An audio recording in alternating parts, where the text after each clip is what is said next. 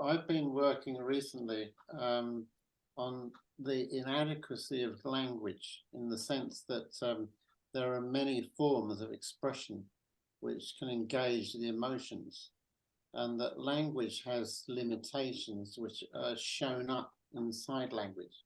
Like, for example, you can a language has auto-antonyms, which is one word with two opposite meanings.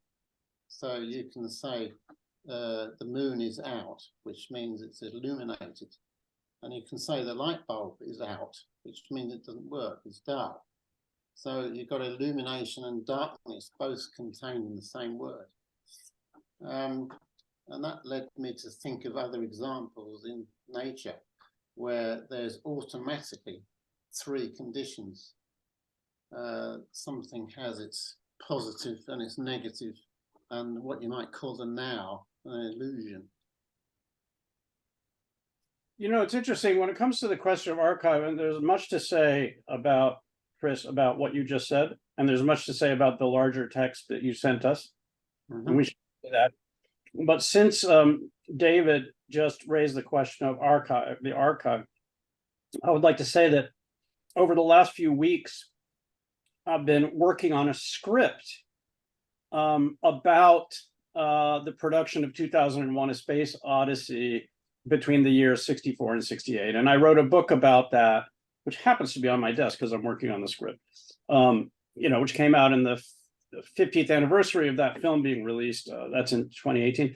But anyway, archives. So as a result of the research I needed to do for that book, I spent a lot of time in these archives. I went to the Kubrick archive at the University of the Arts in London, which is this astonishing resource, of an obsessive genius, I went to the Clark archive at the Smithsonian in Washington. I spent all this time in archives, and the materials there were from a period prior to this machine and so forth. There's so many positives about it. There are a lot of negatives, just like anything else, very dialectical.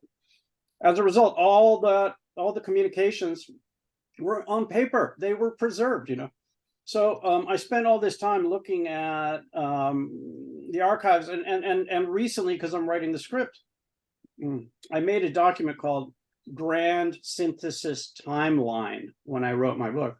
And it was tons of material for 4 years of material, even more, prior years and after years of the 4 years when they made the film.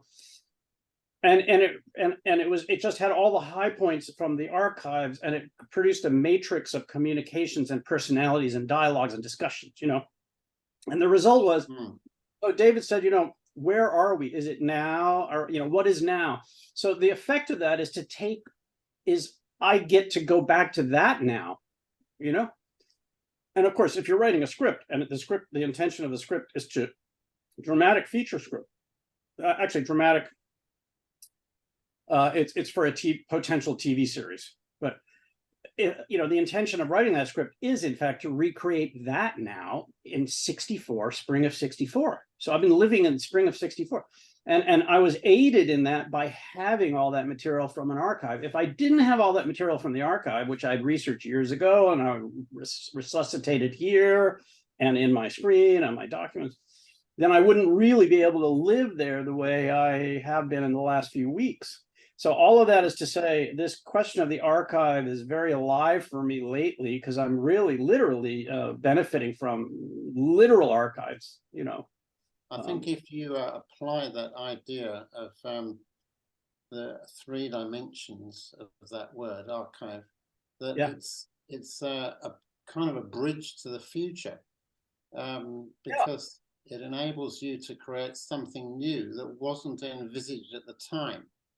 And it will always be that. So it's like a permanent now in one sense, but a now that you can only partially know with what your intention is at the moment, and that can change as you've just illustrated.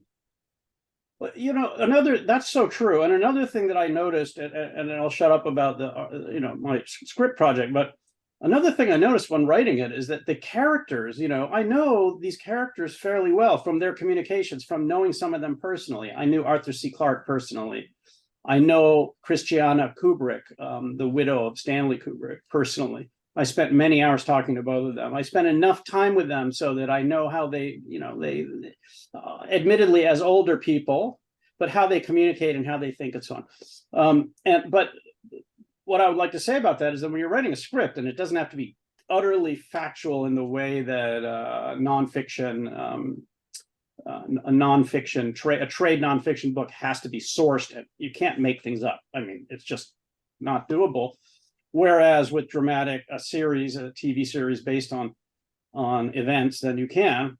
But in writing dialogue between these people, I realized that they were speaking through me in some weird way, So in other words, I set up situations where people I know are talking to each other. It's 1964.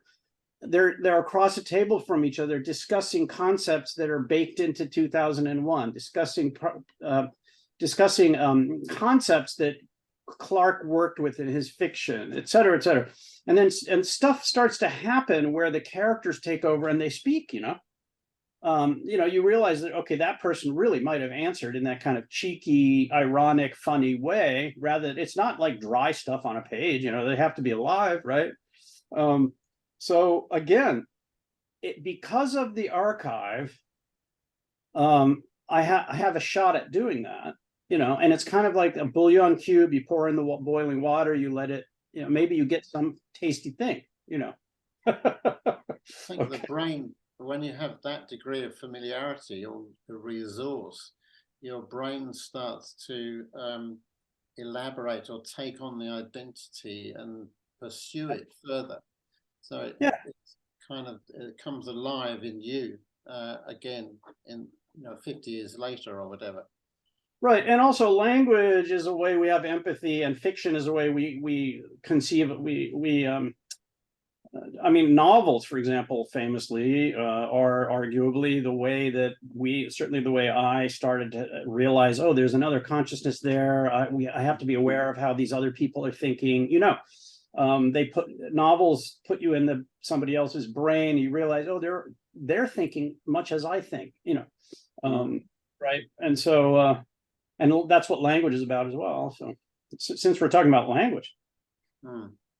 Well, yeah, I was just going to say the two things that's brought up right away for me. One is the kind of incredible condition of our species, of being, our biological condition of ultimately always existing in now. It's all we have. There's a now, right? There's a present tense, and of course, the miraculous thing is that the now is assembled or emerging from memory and anticipation, and I mean this in a very biological sense. Like we have nothing else. You take Alzheimer's and then you crush it even further and further and further. You get to this kind of infinite nowness that would be completely a maelstrom of dizzying, absorbing and rejecting of perceptual experience. But then we stretch it out and we have memory, so I can recognize Chris and Michael. I recognize you guys, and we remember. And then, but of course, anticipating the next moment. If I just froze right now, you'd probably think the Zoom froze, but you see what I'm saying? Like in anticipating, there's a rolling like eddies in water of into the future that we're somehow hovering between the two. And I think archive, the other day I had a conversation with Bill Morrison about archives and his work and all that, and we did it in McSorley's. Because we go there and and we're friends enough with them that they let us in early. They opened for us at 9, and but what was amazing, we wanted to do it there because we liked the place, we know the place, and of course we knew instinctually, it's got an enormous history. I mean, it's 1854. It's 5 years older than Cooper Union. But what was incredible is this exact subject was very present because, you know, what does it mean to be old as a space, like a bar, right? And there's all these artifacts. It's like an archive, right? And you know, you both have been there. I mean, you know, a million artifacts around the space, but they're all also present tense. So like this strange thing of like those wishbones are from World War One. You know, we know the story. I like that But idea so now, of a spatial archive. yeah, and it's living. We're living in it. You know, living in the still life. You know, That's a The palimpsest. The spatial archive, in a sense, mediates your what you verbalize is mediated by the space that you're in, as you say, David. But the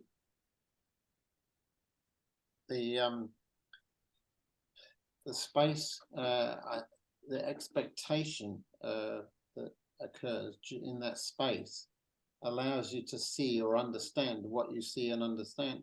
So what you understand is largely what you expect to understand.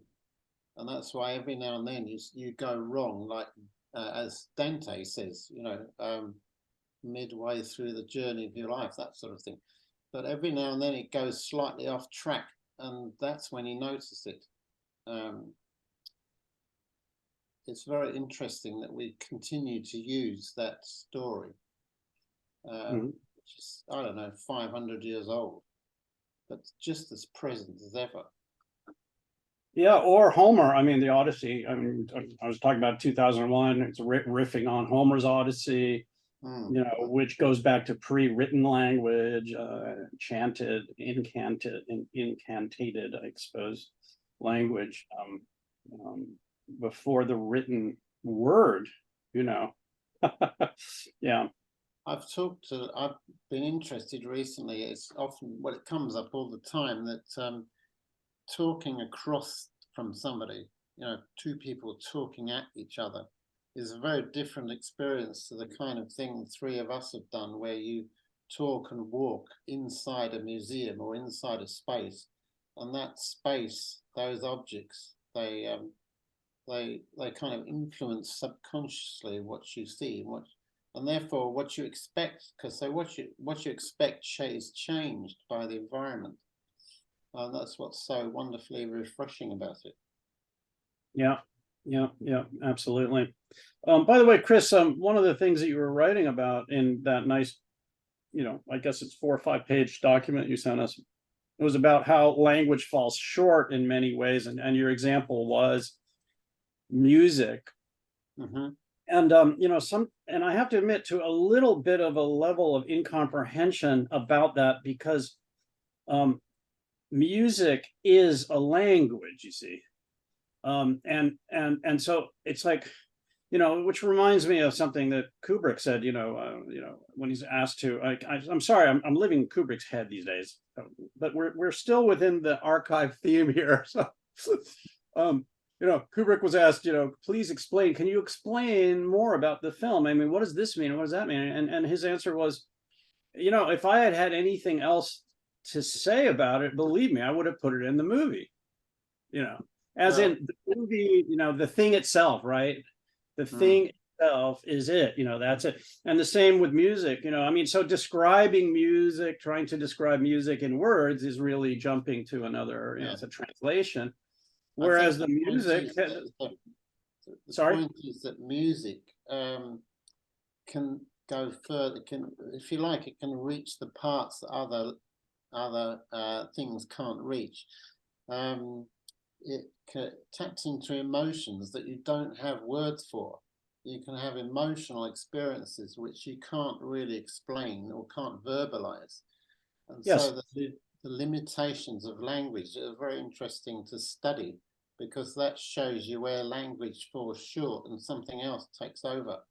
Well, is it something else, or is it another language? You know, it's the same. You could say the same about abstract art versus representational art, you know, or Rothko. Well, I think there is a situation where you can be with somebody else and apparently be doing nothing.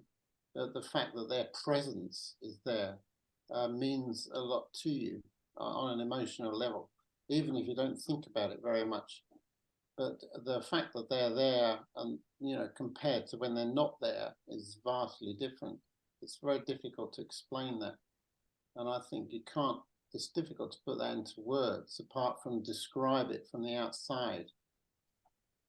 I think poetry gets the closest to being able to go where language normally can't go. Yeah. I mean, you know, poetry can sometimes, I mean, you know, my weird example, weird because I don't speak Spanish, is Cesar Vallejo, who's my favorite poet, but I've only ever read him in translation. So that's already second stage or second one step removed. But he had this genius ability to, I don't know, he used language as a kind of a clay. I don't know, he made up words. He was something else. I mean, really absolute genius. Yeah. And language went all kinds of places that it normally can't go. Yeah, exactly. Yeah. Well, Seamus Heaney said that poetry was language in orbit. I love it.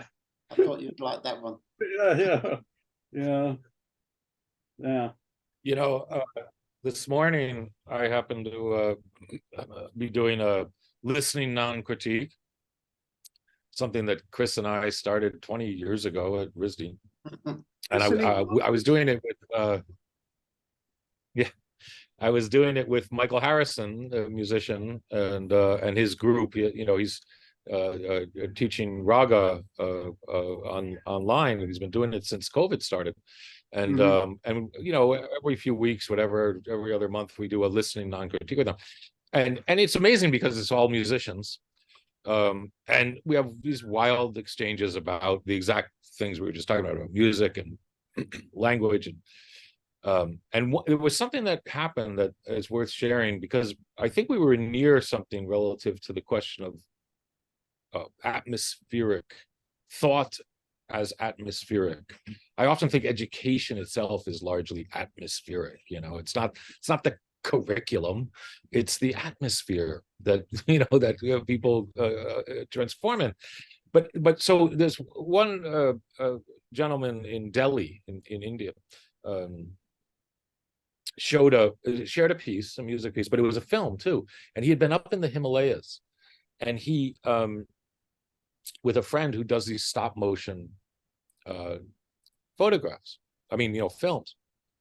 And it was amazing, first of all, because it was insanely beautiful, like the mountain, up way high in the mountains, and the clouds were literally like wisping, you know, they obviously stop motion, so everything's moving quickly. And you know, and there was this very powerful resonance between the clouds and the music and the mountains, the stillness of the mountains, moving of the clouds, you know. But during it, I had one of my little mini epiphanies. I was like, you know, it's so interesting because we think, you know, music is ephemeral, right? You know, it's one of the great challenges that musicians have, right?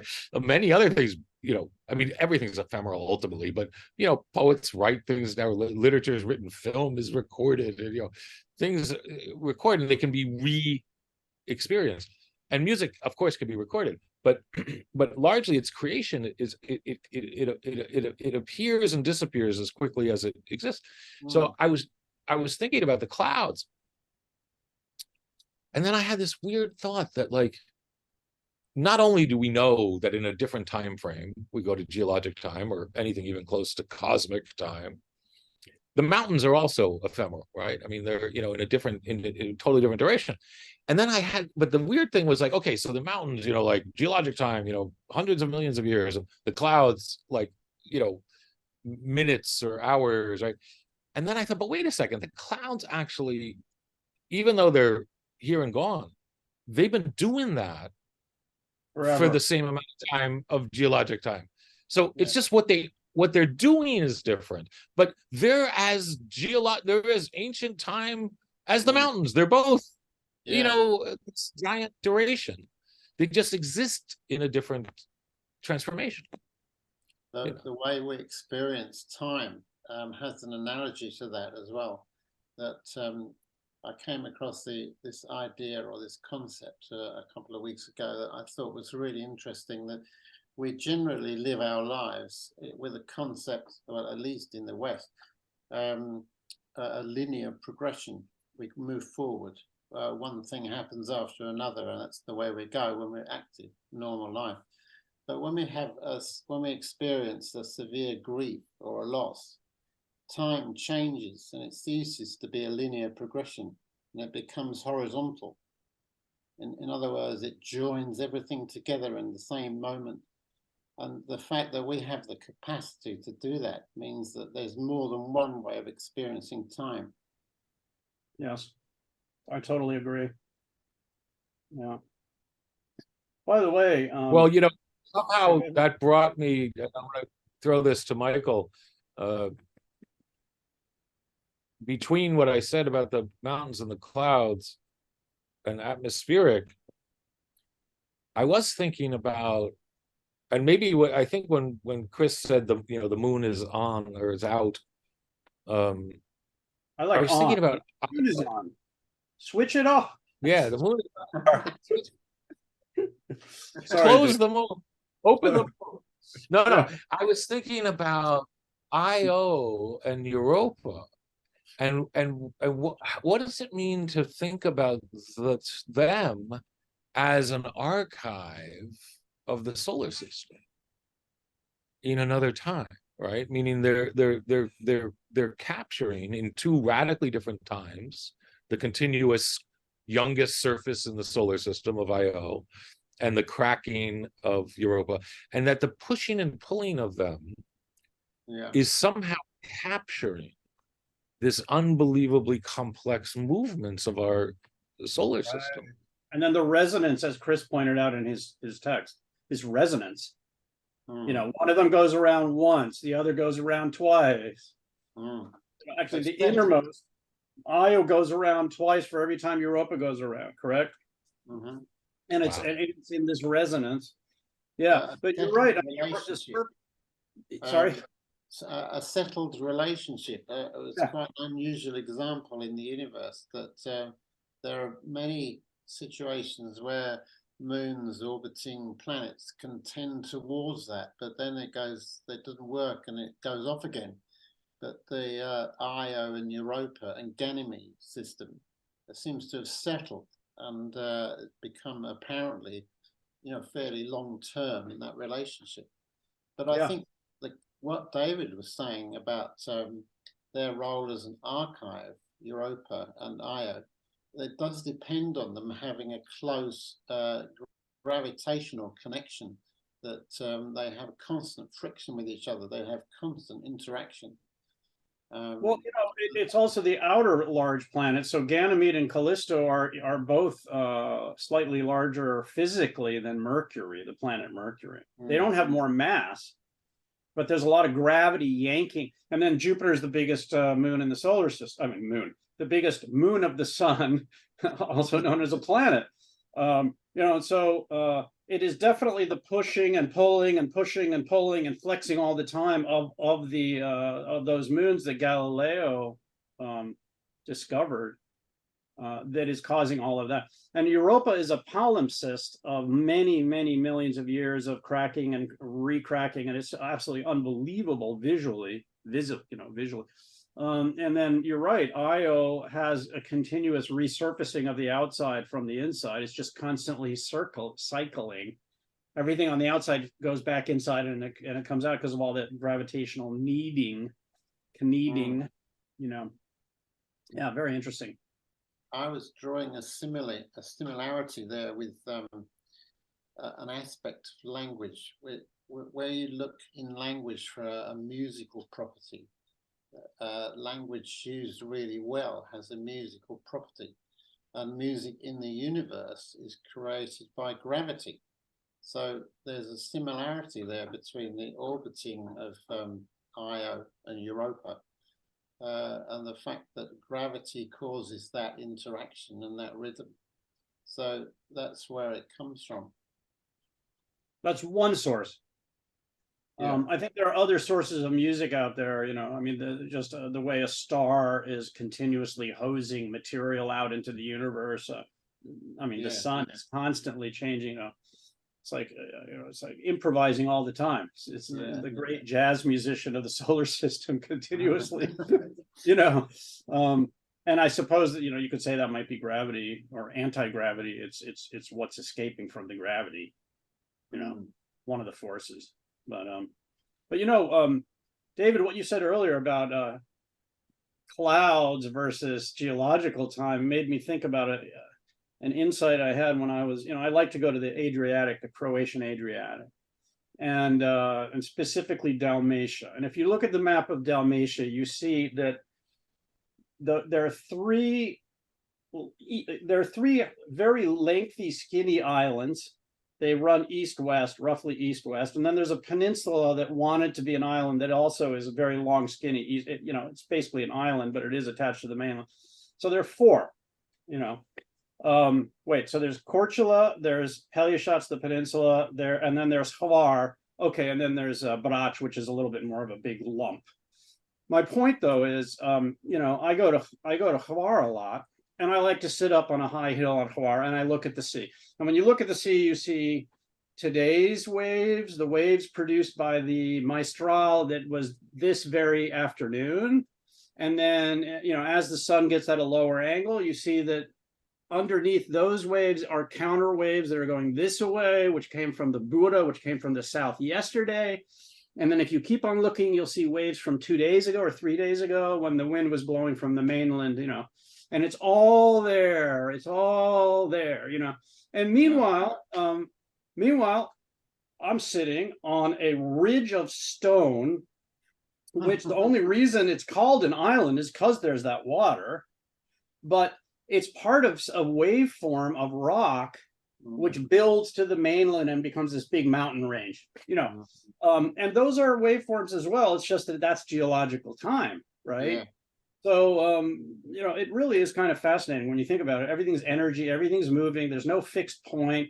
We are in geostationary orbit, all of us. You walk on the surface of the planet. I walk outside and I am in orbit of the Earth. My head is orbiting the Earth at exactly the speed of the Earth, because I'm stuck to the Earth, as opposed to Arthur C. Clarke's orbit, geostationary, which is really high up. So I don't know. There's no fixed point. Somebody was saying the other day to me, something about fixed point, and I was on the verge of interrupting with one of these weird insights. It's like you said, David, about the epiphany. But wait, there is no such thing. The only constant. Okay, to really coin a phrase, the only constant is that there's no constant, that there's change all the time. You can't step in the same river twice. Fixed point in relation to the Earth's orbit is a Lagrange point. Yeah, no, that's great. Yeah, which is that forms. What is that? Tell us what it is. Well, it's, if you look at all the gravitational forces, the centripetal and the centrifugal forces that act on the Earth going around the sun. There's a point on the Earth's orbit where you can place something like, for example, the James Webb Space Telescope, where it will maintain a constant relationship with the Earth while following the same orbital path. And the strange thing is that there are two stable Lagrange points, one ahead of the Earth and one behind the Earth. And that the shape, if you were to draw a diagram of that, and draw a straight line from the Earth to the sun, that straight line goes through the base of an equilateral triangle. So the peak of the triangle would identify where the Lagrange point is. Now, why is that? I don't know why that should be the case. I speculate that it's a kind of projection of a tetrahedron, which is a spatial issue. But that's a whole other conversation. Well, we should have Walter Murch in this conversation, because Walter Murch, the Oscar-winning film editor who doubles as a student of these things, he would unscrew all of our heads and rescrew them on a different way with this kind of question. But it is quite interesting. But Chris, were you finished with what you were saying? I don't want to. Yeah. Well, I could say a lot more about it, but I won't. Just a moment. Well, you should. Would you like it? Well, just briefly that when I mentioned about the orbit of the Earth going around the Sun and the existence of a triangle, an equilateral triangle, that's true if you look at it as a diagram, which of course is a representation in two dimensions. But it's not a two-dimensional situation. It's a multi-dimensional situation, and it's actually a spiral in space, and it's also occupying a dimension of time. It's a and there's kinetic perturbations in it. Yep. So that's where it ceases to be a triangle. In fact, it's more like a much more complex figure in 4 dimensions, which is very hard for us to visualize. You know, that reminds me of this most extraordinary visualization I've seen of the sun being orbited by planets. You know, we tend to have this very static view. I mean, it's moving, but you know, the sun is at the center and the planets are orbiting, and we're in Copernicus's space. But there's a great animation in, you know, which I found on YouTube. I don't remember who made it. And it simply shows the sun is going around the center of the Milky Way. The planets are orbiting it as it moves around the Milky Way. If you factor that in, then the orbit of the planets makes double helix, you know, all these complex double helix lines, you know. So not just circles or I've seen that animation. Yeah, and so I've seen that animation. Incredible. And you know, the double helix 70,000 kilometers an hour or something. Yeah. You know. Yeah. I mean, there's it's incredible. It's incredible. But it's really like a long tail. Yeah. Yeah, and you know, the DNA spiral is spiraling. It's a connector between us and our ancestors. It's a connector between us and our successors, right? And it's spiraling through every single cell, every single goddamn cell. You know, it's incredible. But well, you know, that brings me to some. Oh, go ahead, Michael. Well, when it comes to the Lagrange points, now I assume that these two satellites, these two spacecraft were at the Lagrange points. I think they were. I would have to research it. But years ago, NASA launched 2 solar telescopes. You know, one of which was, they were called Stereo A and Stereo B. And one of them, as I recall it, went to the Lagrange point following the Earth, and the other one went to the Lagrange point ahead of the Earth in its orbit. And the result was, and they're otherwise identical. And as a result, we were able to have a left and right eye view of the sun, such that the distance between the left and the right eye was this staggering scale, you know. The first time I ever visited the Jet Propulsion Lab in Pasadena, California, which is where most of NASA's robotic spacecraft are designed and flown from and controlled from. You know, I had published a book on solar system landscapes and so on, and so I was kind of known there a little bit, and they, you know, I had enough credibility, so they gave me the right kind of pass, and then you know, a genius there who'd been really involved in visualizing things and presenting material to, for example, Congress people who had it within their ability to help fund NASA. Therefore, it was important that it be done correctly. I was lucky to be given that kind of treatment. Not that anybody confused me with a congressperson, but you know, I did get, you know. So the point of my story is, I was placed in a chair, given, you know, glasses, so that I, you know, with right and left eye glasses, you know, and not blue and not red and blue or anything like that. It was more like polarized. And they showed me this film with the sun, and the sun had become like an orange, you know, a small thing, because my right eye and my left eye were millions of miles apart. And so you could see the dimensionality of the sun with everything coming out of it and so on. So, you know, you were talking about the Lagrange points as future, you know, as anticipating and then following, trailing. So I guess there's a temporal aspect, although they synchronize the two. You know, what we're seeing, that would have been very strange to have the left eye be a day behind the right eye or something. That's also doable. But anyway, just sorry. I said it'd be like a gecko. it can use its eyes independently. Yeah. Okay. Anyway, speaking of Lagrange points, I had this amazing experience. It was really an epiphany, to be able to see the sun like that. And it's because, for all the downsides of our civilization, and there are plenty, we have funded this type of research. We put those things into their orbits. We produce the it's kind of a miracle. That gives me hope. That's the kind of thing that gives me hope.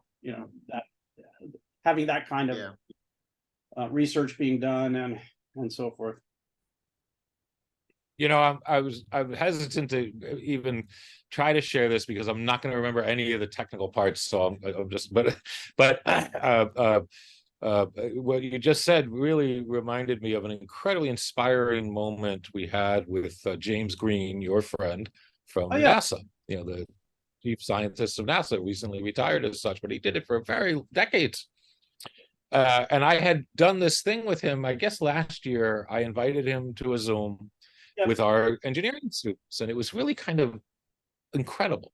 I mean, it's such a brilliant mind and just beautifully articulate in how he shares things. Anyway, there was a moment that happened that I'm going to try to very briefly share, because it was one of the incredibly inspiring, where he had gone through a lot of things already, and amazingly, the engineers who showed up, they were like James Green groupies. They all knew who he was, they knew his work.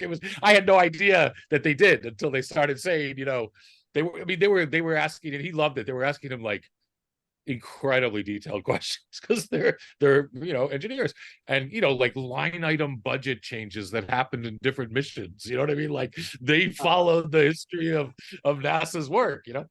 But there was a fascinating moment where a student asked, almost you could say not an inevitable question, but a really kind of simple, important question, which is, with about NASA's budget, because that had come up, and with everything going on Earth, and climate change, and all the crisis, what do you think about all these resources going, into outer space?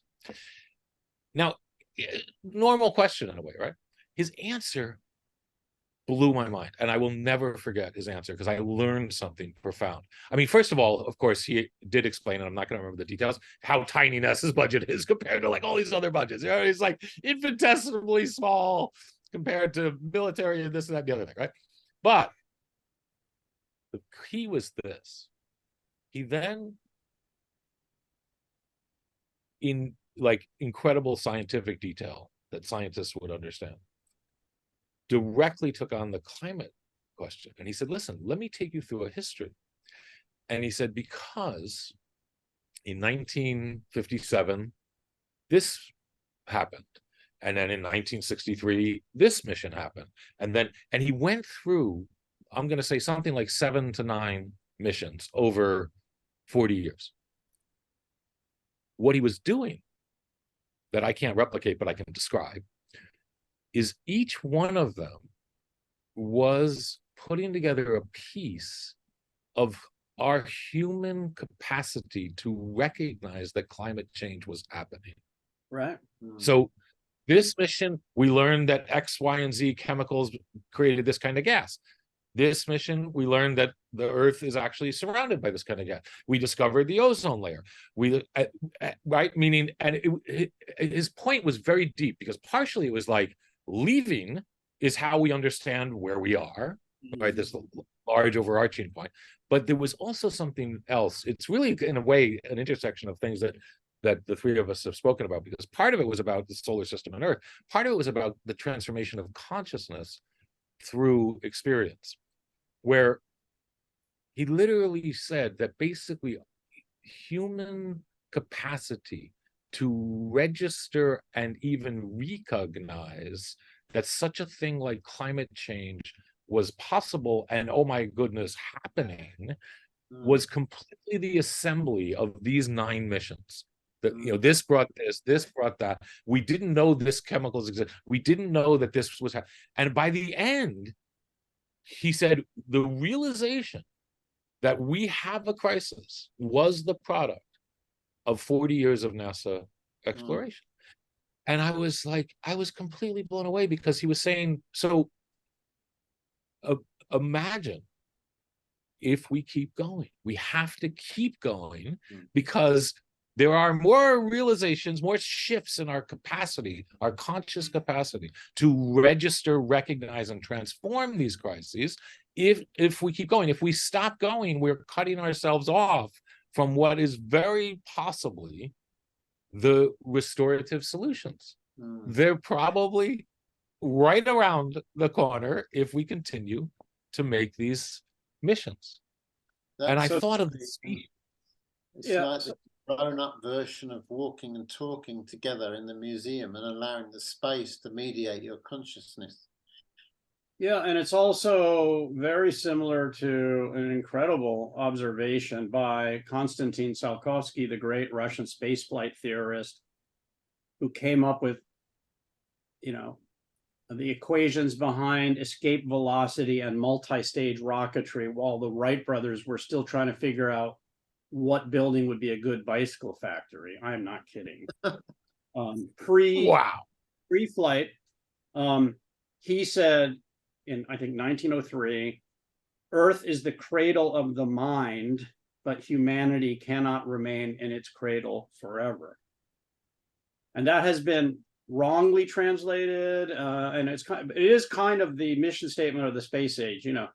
But it was translated, Earth is the cradle of mankind, but mankind cannot remain in the cradle forever. That was in the 60s, and then it became sanitized, you know, politically correct. Humanity, Earth is the cradle of humanity, but humanity cannot remain in the cradle forever.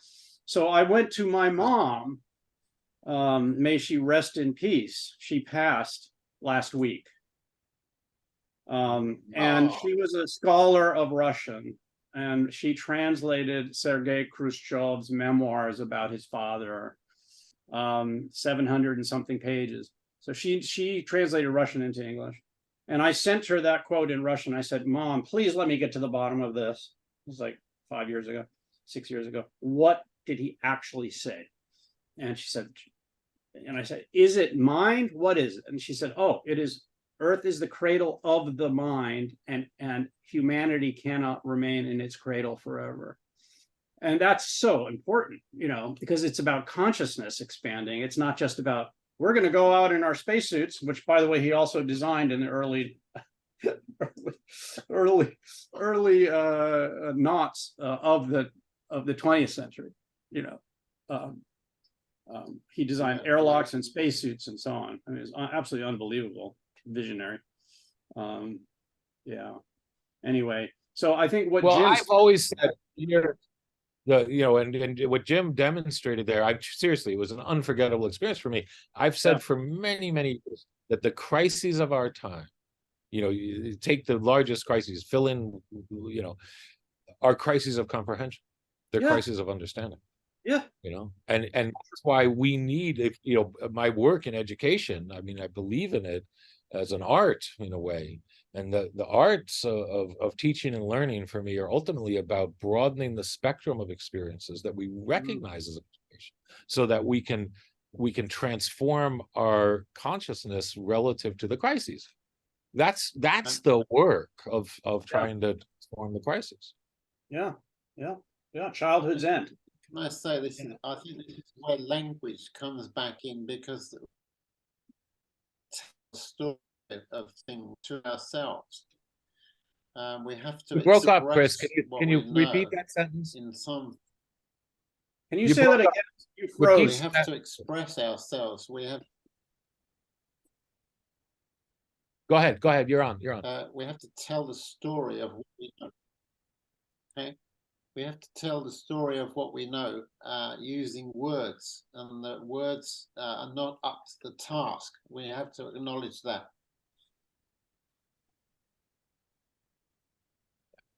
Yeah, that's fascinating. It's true. We have to broaden the spectrum of forms of interaction, communication, expression, because the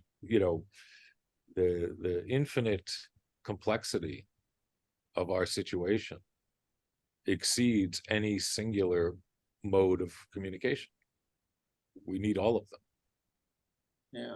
I think inside that as well, there's we should allow ourselves to redefine certain aspects of language, because what they need to mean to us now is not the same as what they meant to us 200 years ago.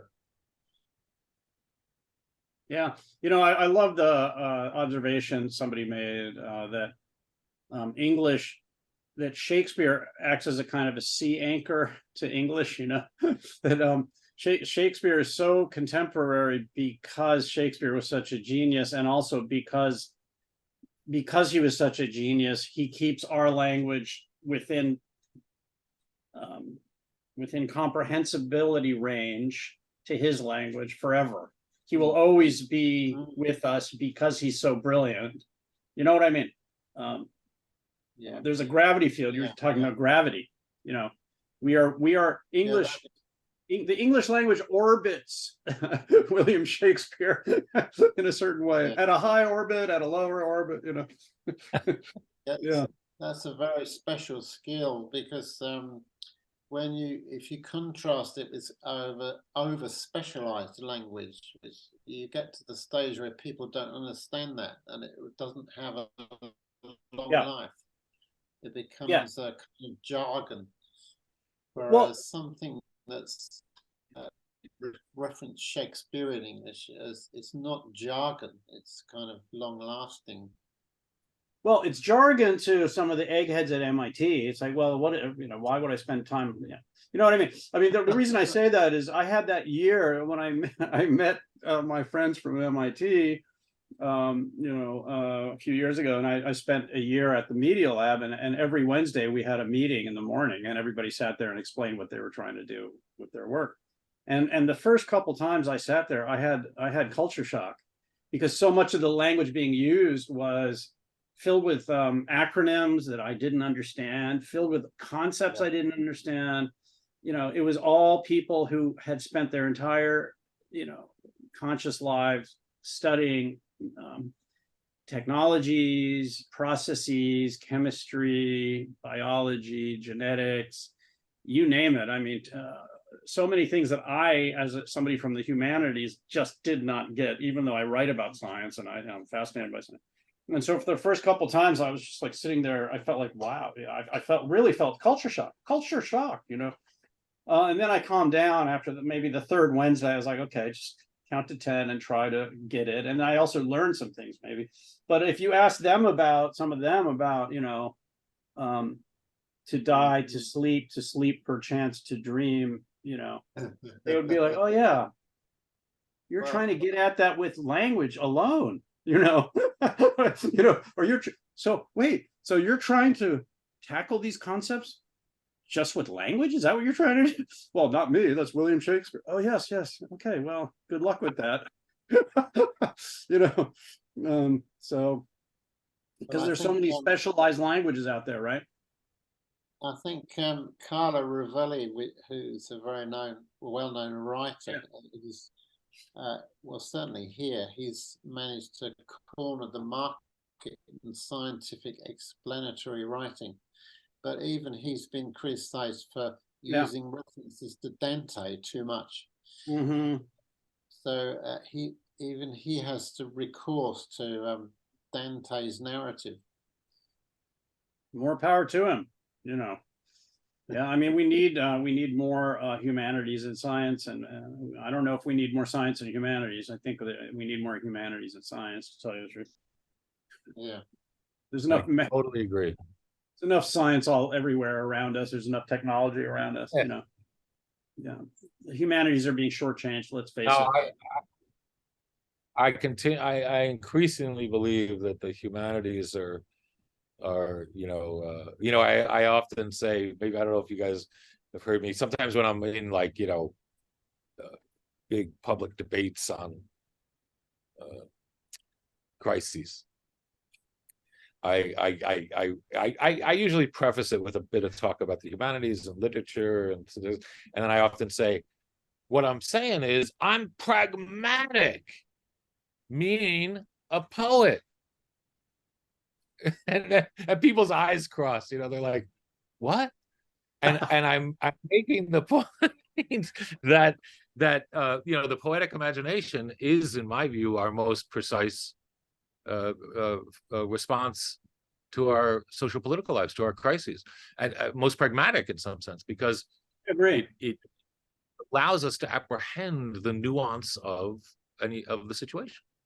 Absolutely. And And also it allows us to come up with a potential template. It allows us to dream in such a way that we could conceive of solutions.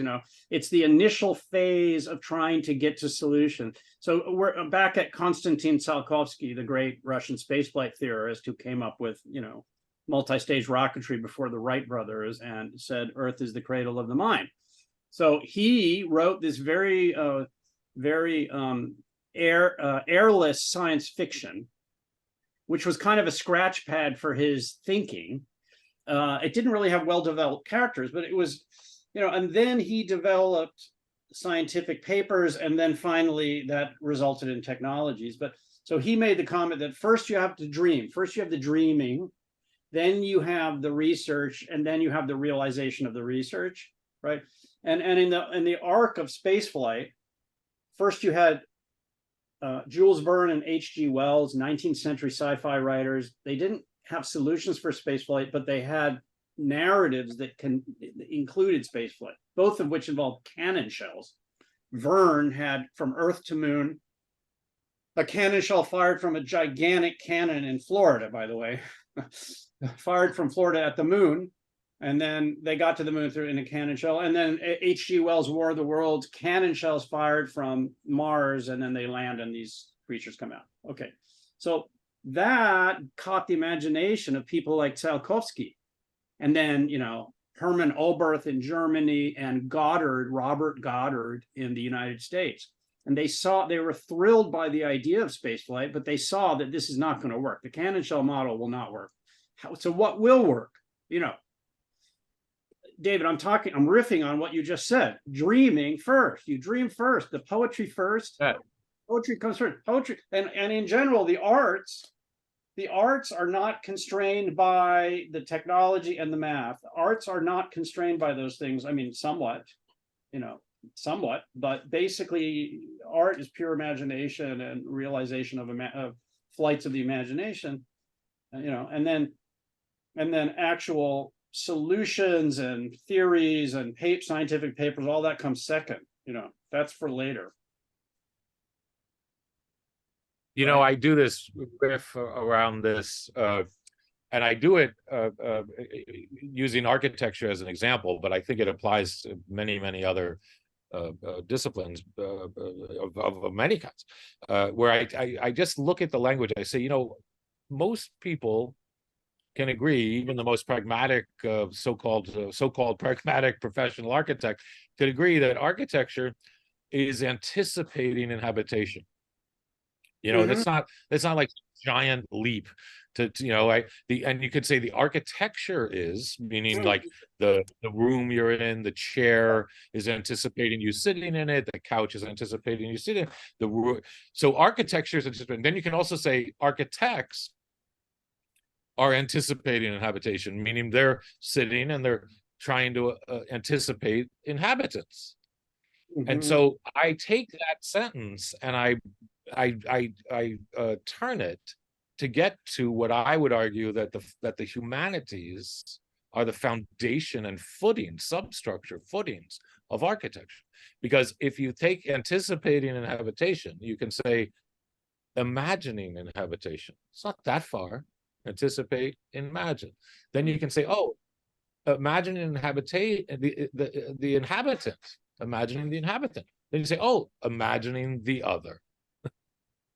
And so imagining the other is really just 2 steps from anticipating inhabitation. Imagining the other is the humanities. And so we need the humanities as the footing. And I would argue that we could bring this to dozens of other disciplines. It's not only architecture, right? Literature anticipates the reader, film anticipates the viewer, music anticipates the listener, right? Meaning we can go on and realize that the humanities, this basic human urge to imagine others and imagine our shared stories, is really the footing of all of it. Can I make a connection?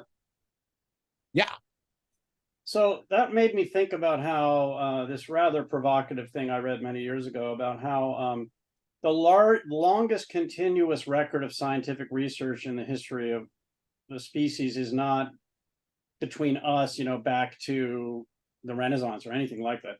It was the Mesopotamian astronomers, and it was 6 centuries of continuous recording of when Venus rose, when it set, when the moon rose, all of the, details of celestial movement.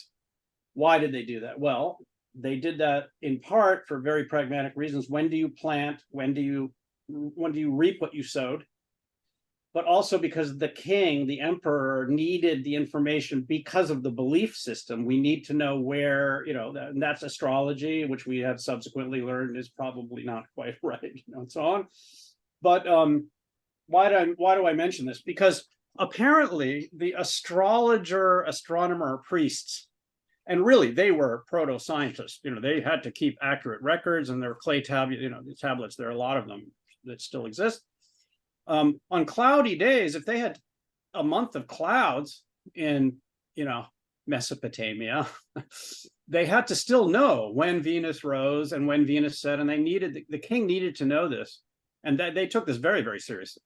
And so they invented mathematical models that would anticipate where these objects would be. So that was about understanding the mechanism of the cosmos, the clockwork of the cosmos, trying to anticipate it, trying to figure out when our eclipse is going to happen and all this kind of stuff, right? So you were because David, you were talking about anticipating the seat on the chair in the building, right? So this is about anticipating when these objects in the universe that we arose within will rise and set. And by the way, my argument has been that all of technology, all of these gizmos that we have so much fun with, this is a simplification of a celestial clock, medieval clocks of the solar system, and it's 2 hands, not multiple hands to track every single object, right? But the reason we can make those is because we figured that out, right? So technology came from our attempts to simulate celestial motion, right? To simplify, but basically that's it, so it's a way that the universe reached down through our imaginations, the force that through the green fuse drives the flower drives my green age, right? The force that through the brain's fuse created technology was, we had a perceived need to understand those motions, those mechanisms, and to recreate them right here, in something we hold in our hands, yeah? Right? And that's about anticipation, and it's about accuracy of calendar, it's about, so much of what we take for granted, yeah? You see my point? I think you can't make those buildings if you don't know what day it is, and you can't even make those buildings if you don't have the timetable. If you don't have a timetable unless you have a way to measure the time, etc. Yeah. I think the imagination is a remarkable factor that sits on top of that, because the imagination allows something new to occur that hasn't occurred before in this situation. So, it works both ways. And the imagination is like something that is forever new. Yeah, and it's like the Holy Ghost. It's like the ghost in the machine. The imagination is the ghost in the biological machinery, right? Yeah. Oh, I think so. Listening to all of it. I mean, one thing that just occurred to me, I guess it's kind of maybe overtly obvious, but if you think about all of the structures that we make, whether it's physical architect structures or social structures, economic structures, governance, and then if how how much they're all registered in different ways to our biological lifetime. You know, like as a species, you know, roughly whatever, 100 years, you know, whatever you want to call it. I mean, I'm just saying, picture how much change would happen if our biological clock was 1,000 years. It's not that different. You know what I mean? It's like one order of magnitude. And at 1,000 years, you know, I mean, grad school at 28, you know, we'd have a different structure, right? And you can imagine, you know, it's almost like as a film Inception or something. Like if all of a sudden, or go to 10,000 years, you know, again, I mean, in cosmic time, this is nothing. We're not talking about some giant leap.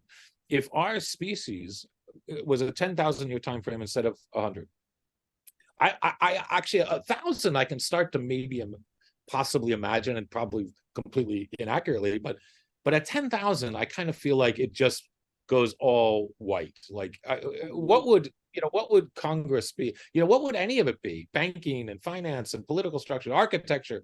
Imagine buildings today. I mean, you know, they used to last 1,000, 2,000 years. Then later they started lasting like 300, 400, 500.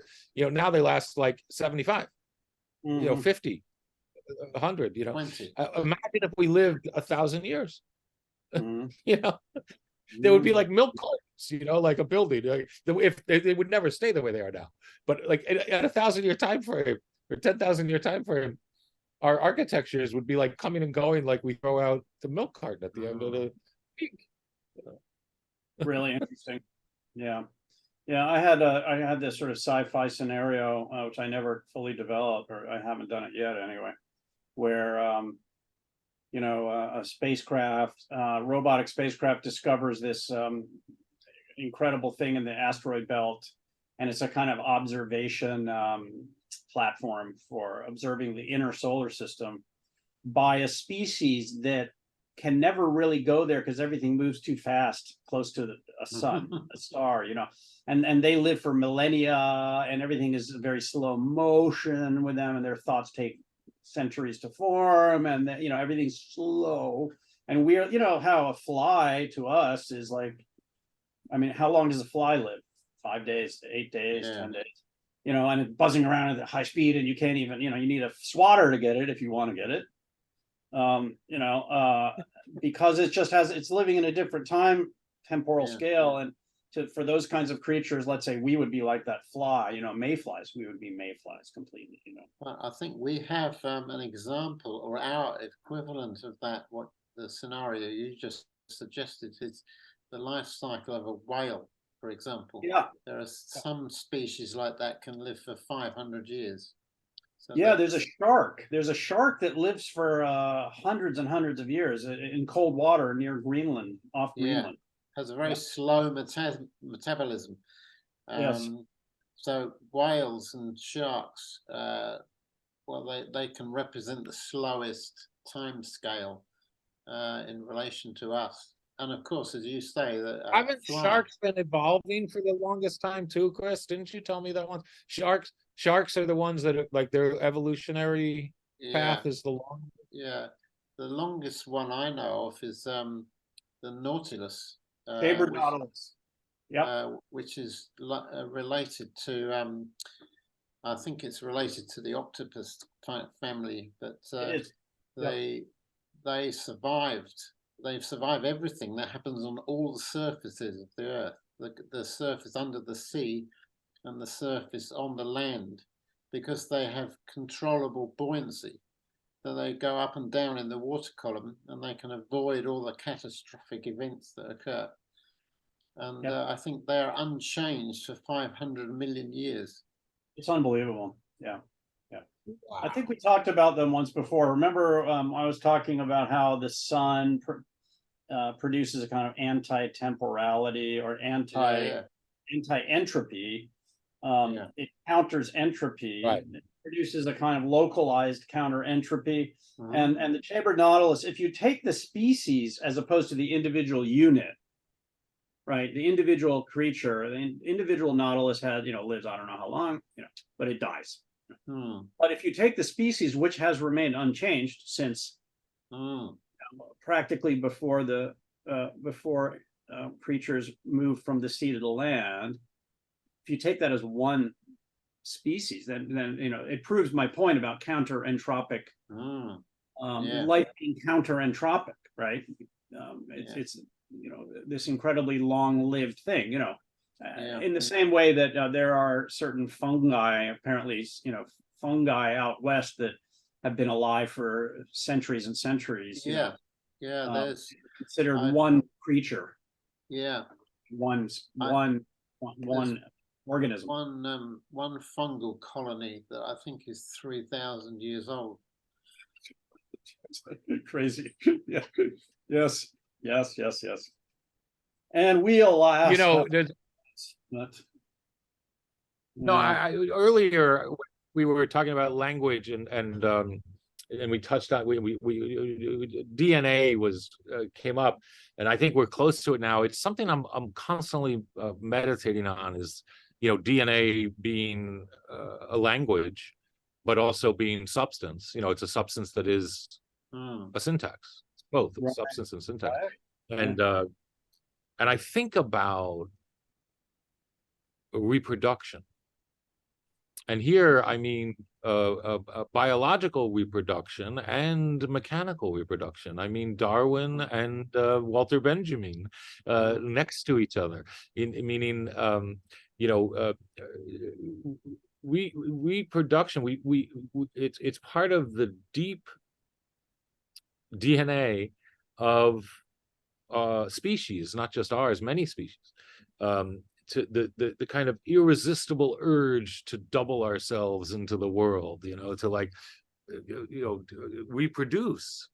And then I think about mechanical reproduction, film, photography, all, it's 50 cousins, all of the forms of reproduction. And I just can't help but believe they're linked. That I mean, in the last, say, 20 years, there's a long, millennium-long history to reproduction, and I'm talking about representation. But if you think about this accelerated, irresistible urge to reproduce, meaning Instagram and its 50 cousins, the endless, the 1,000 selves doubled and discharged, making fragments of the self, thoughts, the images, pictures, selfies, and just constantly projecting them like the sun hosing, we're hosing out all these doubles of ourselves.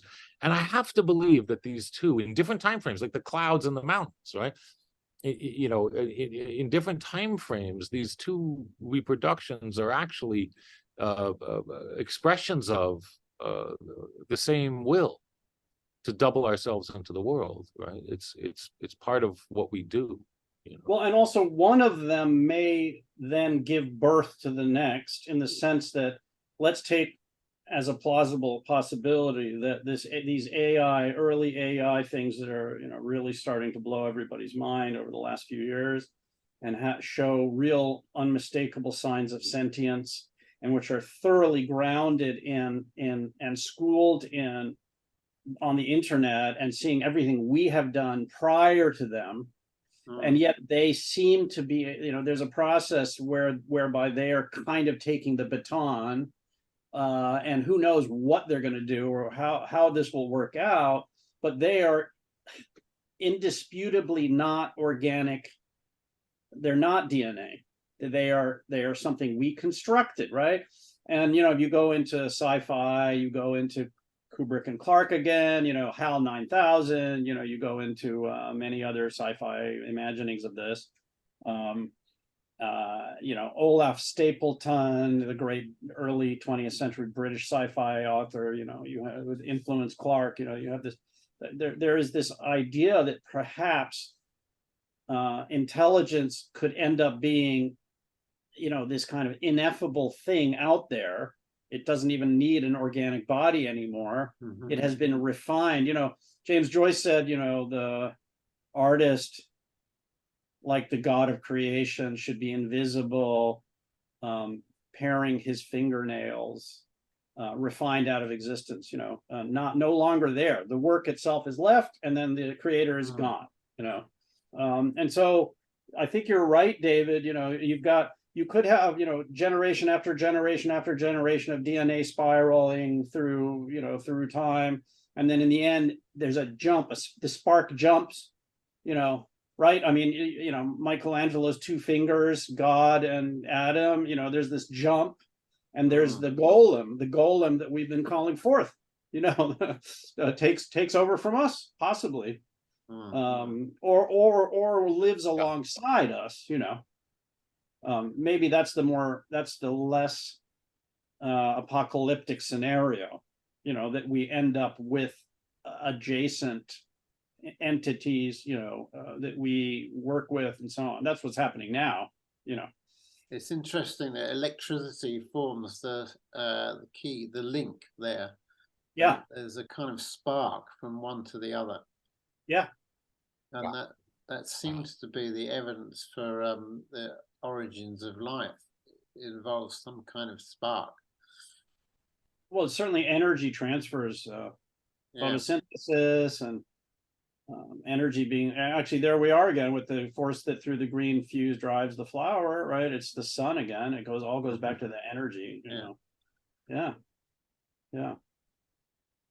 I mean, think about it. If we did not have the ability to feed ourselves, if any of the three of us stopped feeding ourselves for a few days, stopped drinking for a few days, taking in energy, we would just fade away, and that would be the end of it. And where does that energy come from? The energy ultimately comes from the sun, because it's all, goes via single-celled organisms, for example, radiolarians and diatoms, these little fuses, that create, that at the base of the food chain, I'm fascinated by the idea that the energy from the sun, it takes several thousand years to go from the center of the sun to the exterior. Yeah. It takes minutes to reach us. Yeah. Well, not to mention that, all the fossil fuels that we're busy overheating the planet with are batteries that were put there millions of years ago by sunlight. So it might have taken minutes, might have taken a long time to go to the surface of the sun. Then it took minutes to get to the surface of the prehistoric Earth. And then trees grew, et cetera, and then that all collapsed and became this reservoir of energy. Yeah.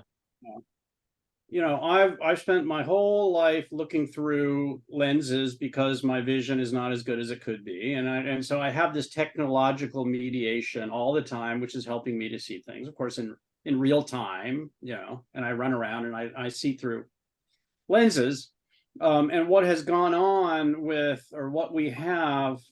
I would also turn. Well, I'll get to that in a minute about the archive. I mean.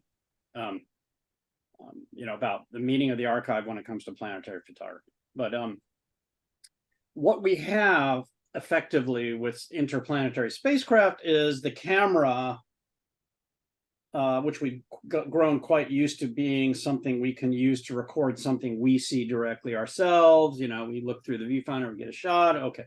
So the camera has flown away. We figured out how to send the camera somewhere else and send back an image. So it has become an extension of our optic nerve, let's say. I would argue strongly that we are experiencing Jupiter. I mean, that was part of what I was doing. I mean, photography has an oracular role sometimes. It brings news of the physical world. It brings news of the universe to us. And I was trying to help mediate that by going to the raw data, image data from interplanetary missions and constructing these images, so such that they are a reasonable representation of what we might see if we could go ourselves, simply out of pure fascination, personal reasons, I wanted to see them. But then also because of the history of photography, I'm a photographer, I'm an image maker. I wanted to make the case that this belongs as much to the history of the image as it does to the history of science, and when it comes to the archive, essentially the archive is not what I made. I mean, yes, I'm archiving what I made, sure, on my hard drives here. but I'm accessing the archive, the outside-in archive, vast, of all the image data that we're sucking in from a zillion planetary spacecraft, interplanetary spacecraft, space telescopes, and so on. We're building this gigantic outside-in archive. That which is outside becomes a universe is made within our digital space, which can be explored. It's mediated by by the archive. We need mediation. Words are mediation. A photograph is mediation. It's very hard to experience something directly. Even the moon, you walk outside and yeah, it's beautiful. It's rising. Look at that. There are black, dark patches on it. We know that it has craters. We know that it has mountains. We know all this stuff because, well, human beings actually went there. It's one of the few places outside Earth that human beings have gone. But we need that mediating role anyway. I mean, the reason and I know that Berlin fell in 1945 and the Reichstag was a crumbling mess and the Soviet Union raised its flag on top is because photographs were taken. We weren't there. I believe strongly that these missions,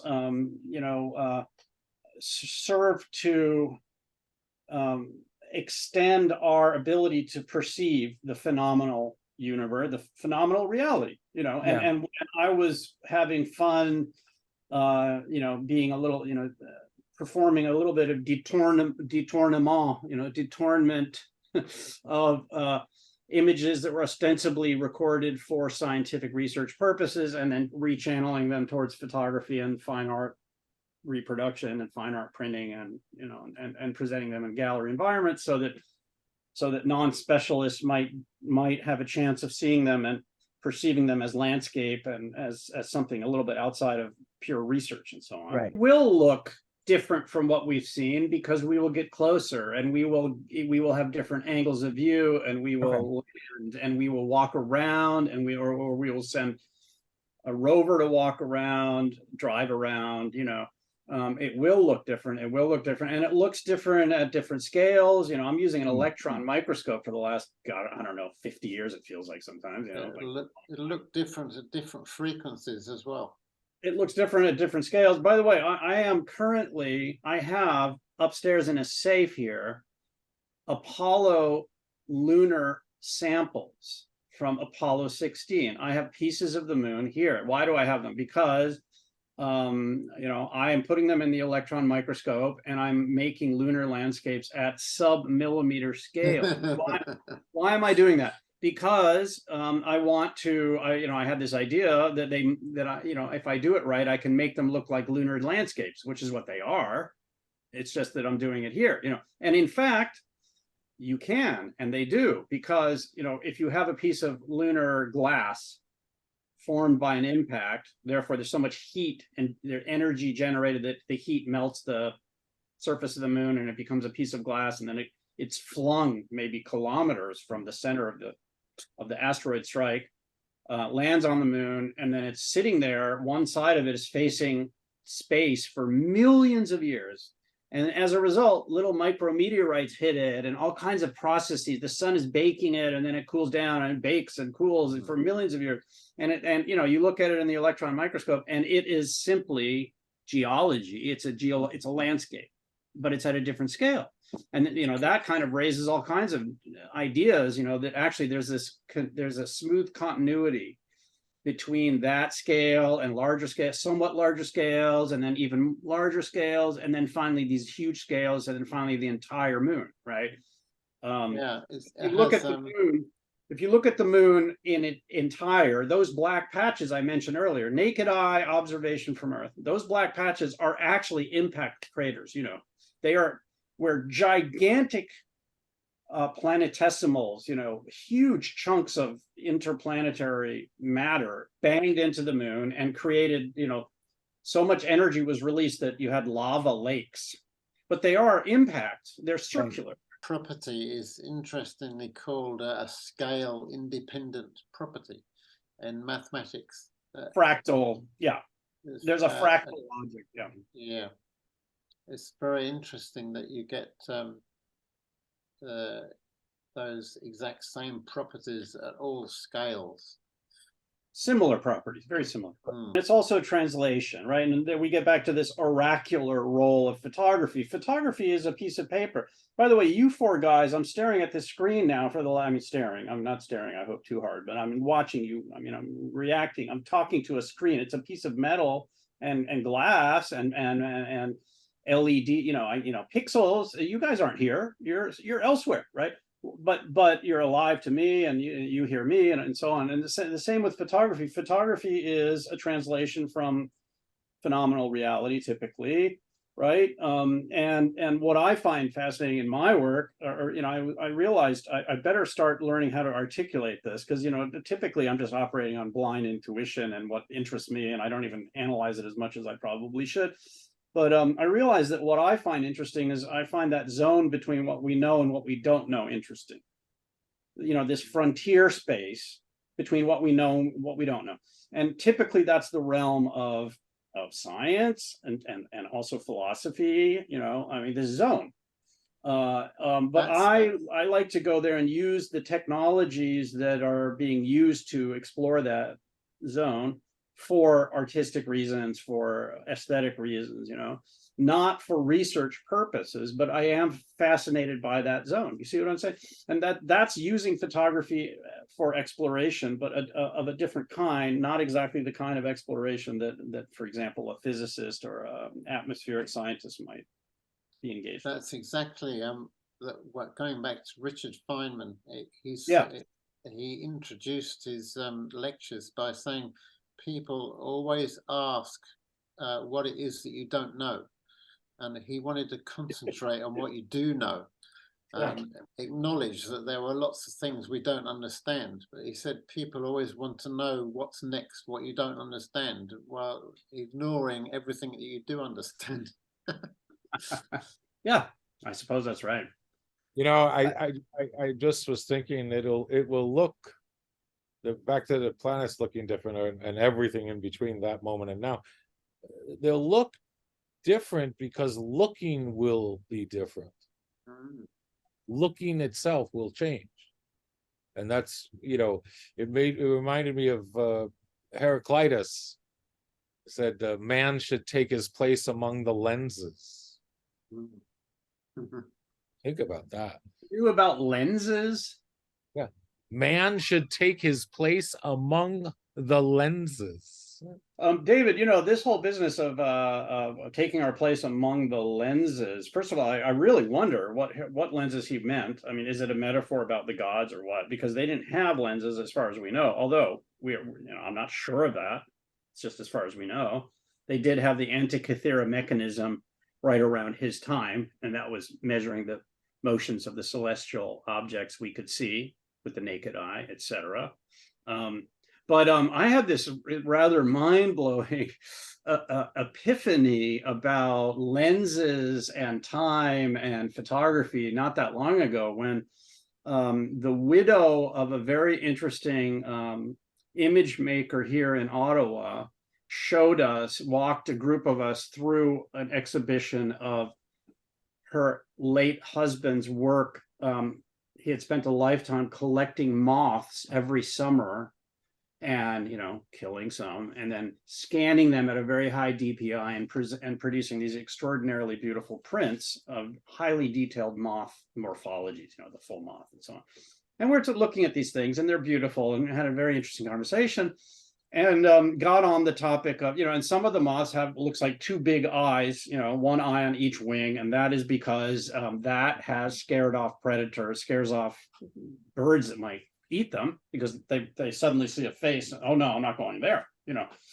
Okay, and that's interesting enough. But then she said, and then there's this type of moth where it has a dung beetle on each wing and a piece of dung. And I said, wait a second, what did you just say? She said, yeah, there's a moth that has, you see dung and a dung beetle on each wing. And I said, really? And she said, yes.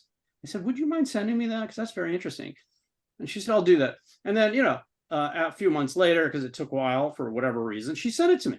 And yes, indeed, there is a type of moth, and on each wing, you see a turd that is shiny and looks wet, and a dung beetle on each wing, you know. And I was thinking, oh my God, you know, well, first of all, I can see why a bird that was about to eat that thing would turn around and say, I don't want to eat that. That's, you know, obvious why.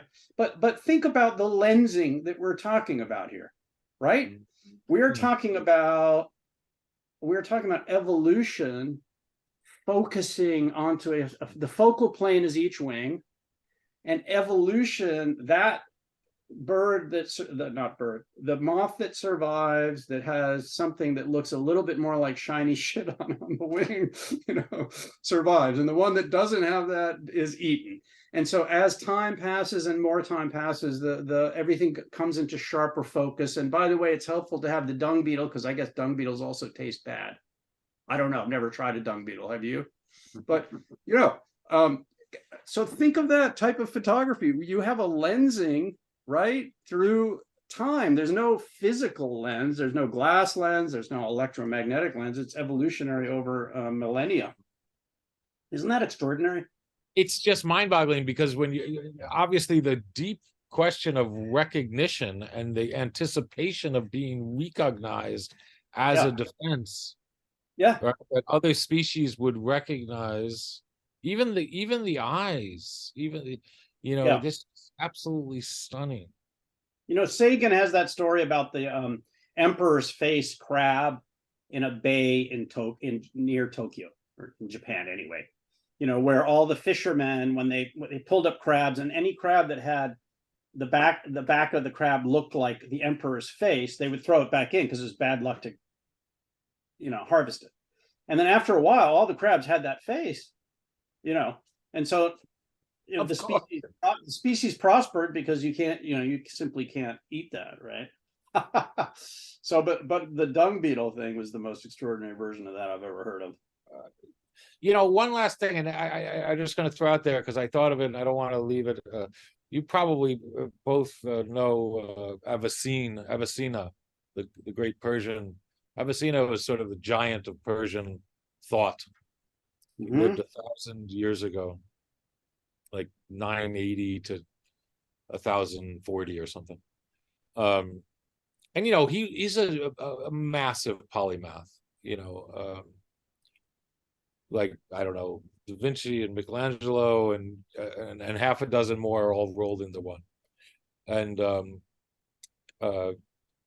Avicenna famously wrote many things, studied everything, but he had two major canons in his life that I think we got near somehow. One of them was his deep study of social structures, social interaction, you know, law, economics, you know, many different forms of human gathering, societal questions, and even like questions of legislation and things like this. And he all the book looking at all of that, and he called that the book of health. Then his other major canon, it was a deep study of the body and of medicine and the function of the body and the organs and everything you could possibly understand if you're Avicenna 1,000 years ago. Very important work. And he called that the law. Right now, if you think of many of the things we've touched on around the archive and the species and the body and the moth looking back out, and you know, this idea that the biological transformation is ultimately the nature of it's the law. And by that I mean our relationship to consciousness, to present tense, to memory, to anticipation, to, you know, all of our buffers and filters, all of our biological capacity to accept and reject inputs and all of that. It's ultimately coming from this ineffable, miraculous condition of being alive.